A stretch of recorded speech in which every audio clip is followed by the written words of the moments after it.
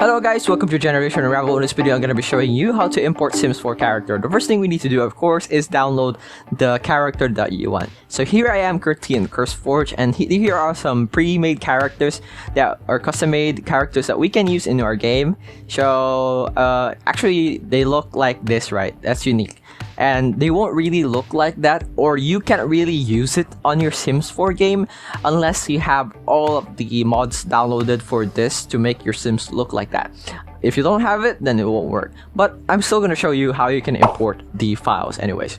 So here I have downloaded Mariel Torres from that website, and as you can see, it says tray files. And what you need to do is head over to documents here and find electronic arts, because that's what where the Sims 4 is. Head to tray and then just copy the files inside of the tray files folder. Just drag it there and we have it.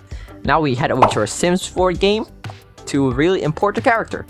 Alright, here we are on Sims 4, and if we head over to gallery, not on the load, gallery, and click on include custom content, we'll see Mariel Torres. But if we click on her, as you can see, we can't really load her into our game because the mods that were used to make this aren't available yet.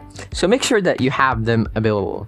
But that is how you import characters on Sims 4. I hope this video helped you. Like, comment, subscribe if you did. This is Generation Unravel, and see you in the next one. Bye bye!